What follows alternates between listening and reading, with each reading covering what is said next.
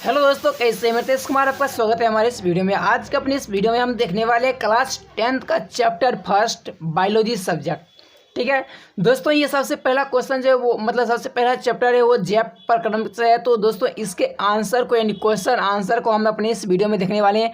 साथ ही साथ इसमें आपको अति लघु उत्तरीय, लघु उत्तरीय और दीर्घ उत्तरीय सभी क्वेश्चन का आंसर आपको मिलने वाली है। स्टेप बाय स्टेप करके अगर वीडियो ज़्यादा बड़ा हो जाएगा तो नेक्स्ट वीडियो के माध्यम से मिलेगा, लेकिन आपको हर एक चैप्टर का हर एक क्वेश्चन आंसर निश्चित रूप से हम प्रोवाइड करेंगे विथ एक्सप्लेनेशन के साथ। ठीक है, तो चलिए वीडियो को शुरू करते हैं। और देखिए सबसे पहला क्वेश्चन यहाँ पर देखिए जो है जैव प्रक्रम किसे कहते हैं। ये अति लघु उत्तरीय प्रश्न का क्वेश्चन है। ठीक है, तो अति लघु उत्तरीय में है तो देखिए यहाँ पर जैव प्रक्रम किसे कहते हैं, इसका आंसर लिखने के लिए आप लिखेंगे वे सारी क्रियाएं जिनके द्वारा जीवों का अनुरक्षण होता है जैव प्रक्रम कहलाती है। ठीक, यानी कि अब इसको चलिए थोड़ा एक्सप्लेन करते हैं। ये तो आप आंसर लिखिएगा। अब समझाने के लिए आपको एक्सप्लेन ये ऐसा होता है कि दुनिया में जितने सारे जीव अवेलेबल है, ठीक है, दुनिया में जितने सारे जीव अवेलेबल है वो अपने आप को और अपने प्रजाति को सुरक्षित रखने के लिए जितनी भी सारी क्रियाएं को फॉलो करती है, जैसे मान लीजिए खाना खाना, उसको पचाना, ठीक है, उसका श्वसन, प्रजनन, ठीक है, अपने जीवन विविधता, ये सारे कुछ जितने भी सारे कुछ प्रोसेस को फॉलो करती है, सारा का सारा जैव प्रक्रम के अंतर्गत ही आती है। इसलिए कहा जाता है कि वे सारी क्रियाएं जिनके द्वारा जीवों का अनुरक्षण होता है, यानी जीव का अनुरक्षण कैसे होता है, उसका अस्तित्व कैसे बने रहता है। अगर मान लीजिए कोई ऐसा जीव है जो खाना नहीं खाएगा तो क्या वह जिंदा रह सकता है? क्या नहीं रह सकता है। कोई ऐसा जीव है जो श्वसन नहीं करेगा, यानी कि सांस नहीं लेगा, खाना को पचाएगा नहीं, ठीक है, ये सब उसमें नहीं होगा, तो क्या उसे हम जीव कह सकते हैं? उसे हम जीव नहीं कहते हैं। यानी कि एक जीव अपने अस्तित्व को बनाए रखने के लिए जितने सारे स्टेप को फॉलो करते हैं वो क्या कहलाता है? वो जैव प्रक्रम कहलाते हैं। चलिए दोस्तों बढ़ते हैं अब नेक्स्ट क्वेश्चन की तरफ। तो चलिए अब देखते हैं दोस्तों क्वेश्चन नंबर 2 को। क्वेश्चन नंबर 2 है हमारा, समतल दर्पण पर लंबवत पड़ने वाली किरण किस प्रकार परावर्तित होती है। यानी कि कोई दर्पण है समतल, ठीक है, उस पर अगर हम एक 90 डिग्री की कोण बनाने वाली अगर किरण डालते हैं तो उससे जो परावर्तित किरण होगी वो किस प्रकार की होगी ना, तो वो जो होगी अपने ही अक्ष पे वापस लौट जाएगी। जी हाँ दोस्तों, अपने ही अक्ष पर वो क्या करेगी? वापस लौट जाती है। कैसे? जैसे मान लीजिए कि एक समतल दर्पण ऐसे रखा हुआ है, जब इस पर हम लंबवत किरण ऐसे डालते हैं तो ये अपने ही यहाँ से टकराएगा और इसी अक्ष पर ये वापस लौट जाता है। तो इस तरह से इसका आंसर हो जाएगा अपने ही अक्ष पर वापस लौट जाती है। चलिए बढ़ते हैं अब नेक्स्ट क्वेश्चन की तरफ। 3 नंबर क्वेश्चन हमारे सामने है, समतल दर्पण पर अभिलंब आपतन के लिए परावर्तन कोण का मान कितना होता है। अब देखिए यहाँ पर अभिलंब है, अभिलंब मतलब होता है कि लंबवत, यानी ऐसा कोण जो 90 डिग्री बनता है उसको हम अभिलंब कहते हैं। तो जब कोई भी प्रकाश का जो किरण होगा वो किसी भी समतल दर्पण पर अगर 90 डिग्री के साथ कोण बना करके अगर वो आपतित हो रहा है यानी आ रहा है तो उसका जो परावर्तन होगा वो भी उतना ही होगा, यानी कि वो भी अभिलंब, यानी अभिलंब 90 डिग्री का कोण ही बनेगा। तो परावर्तन कोण का मान कितना होगा ये पूछता है ना, तो वो क्या हो जाएगा आंसर? अभिलंब यानी 90 डिग्री। ठीक है, परावर्तन कोण का मान 90 डिग्री हो जाएगा। चलिए बढ़ते हैं क्वेश्चन नेक्स्ट की तरफ। ठीक है, नेक्स्ट क्वेश्चन हमारा 4 नंबर में, प्रकाश के परावर्तन के कितने नियम हैं।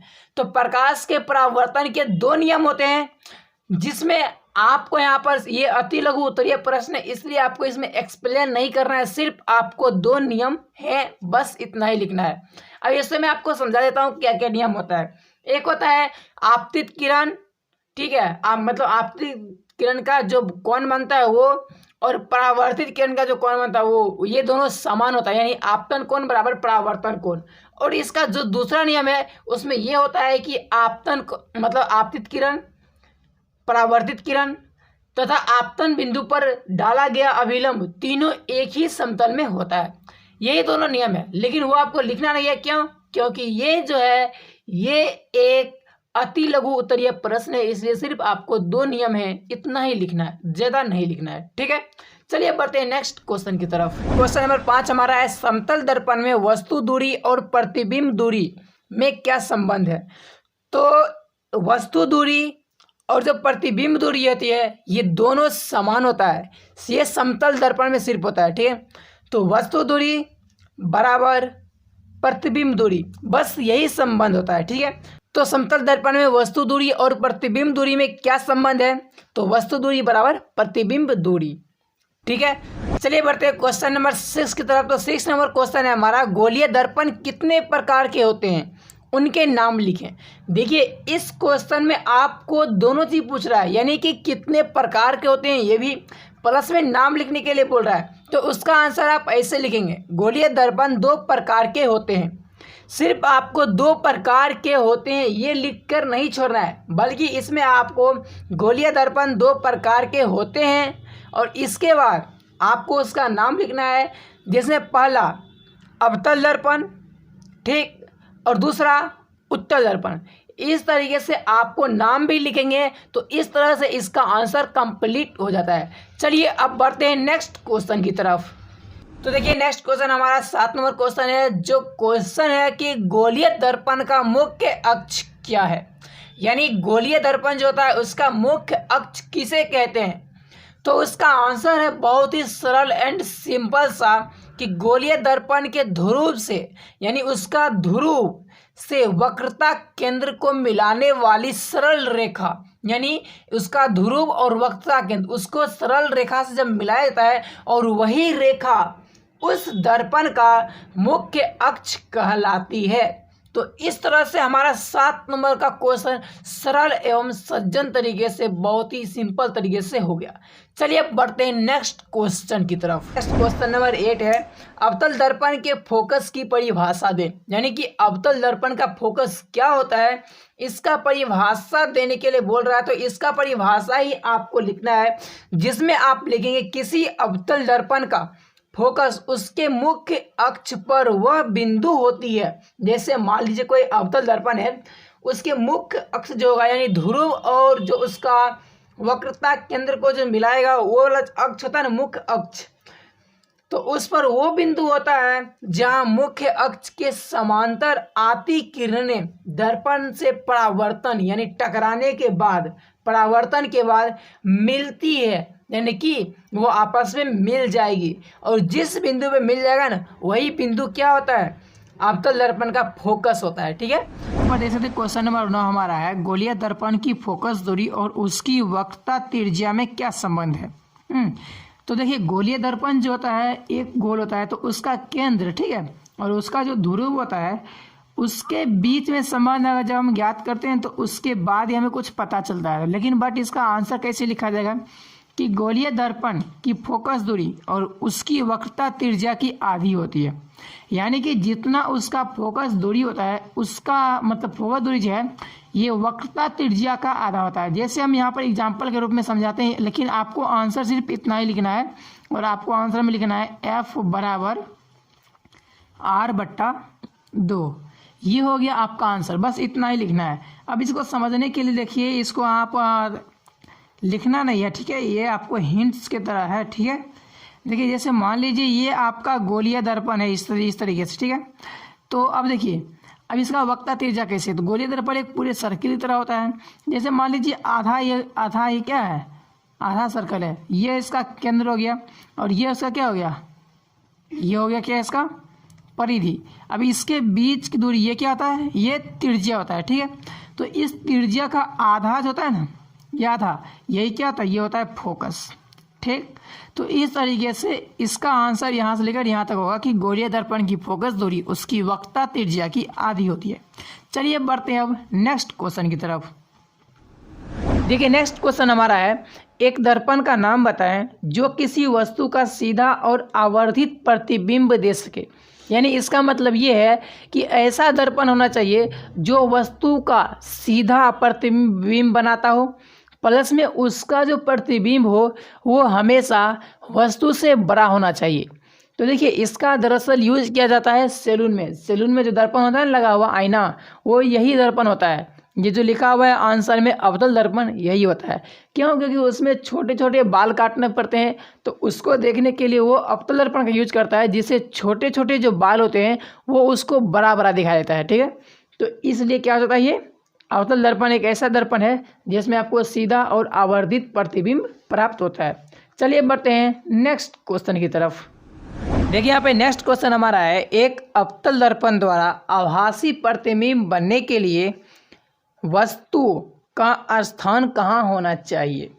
अब देखिए आभासी प्रतिबिंब अगर अवतल दर्पण में हमको बनाना है तो इसके लिए वस्तु को या तो हम ध्रुव पर रख सकते हैं, ठीक, या फिर हम ध्रुव यानी जो पोल होता है पोल उसका ध्रुव और उसके जो फोकस होता है, ठीक, उसके बीच में अगर किसी भी स्थान पे हम वस्तु को रखेंगे तो वस्तु का प्रतिबिंब हमेशा क्या होगा, बनेगा, वो जो होगा वो आभासी प्रतिबिंब ही बनेगा। चलिए बढ़ते हैं नेक्स्ट क्वेश्चन की तरफ। देखिए नेक्स्ट क्वेश्चन हमारा है, यदि कोई वस्तु किसी अवतल दर्पण के वक्रता केंद्र पर रखी हो तो उसका प्रतिबिंब कहाँ और कैसा बनता है। यानी कि जब किसी वस्तु को अवतल दर्पण के वक्रता केंद्र उस पर रखेंगे ना तो देखिए उसका जो प्रतिबिंब बनेगा वो बनेगा वक्रता केंद्र पर बनता है, प्लस में ये जो प्रतिबिंब बनेगा ये हमेशा वस्तु के उल्टा बनेगा, ठीक, और ये प्रतिबिंब कहलाता है वास्तविक और ये वस्तु के साइज के बराबर ही बनेगा। तो इस तरह से 12 नंबर हमारा क्वेश्चन का आंसर हो जाता है। चलिए बढ़ते हैं अब नेक्स्ट क्वेश्चन की तरफ, क्वेश्चन नंबर 13 की तरफ। अब देखिए नेक्स्ट क्वेश्चन हमारा क्वेश्चन नंबर 13 है, वस्तु दूरी U का चिन्ह क्या होगा जब एक अवतल दर्पण के सामने किसी वस्तु को रखा जाता है। देखिए वस्तु का चिन्ह हमेशा ऋणात्मक ही होता है, चाहे दर्पण अवतल हो, उत्तल हो या फिर समतल हो, दर्पण से कोई मतलब नहीं है।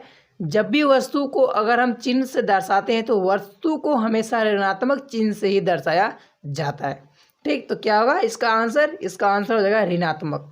चलिए बढ़ते हैं क्वेश्चन नंबर 14 की तरफ। और देखिए हमारा नेक्स्ट क्वेश्चन नंबर 14 यहाँ पर है, 10 सेंटीमीटर फोकस दूरी वाले अवतल दर्पण, ध्यान देना है, अवतल दर्पण से 15 सेंटीमीटर की दूरी पर रखी वस्तु के प्रतिबिंब की प्रकृति क्या होगी।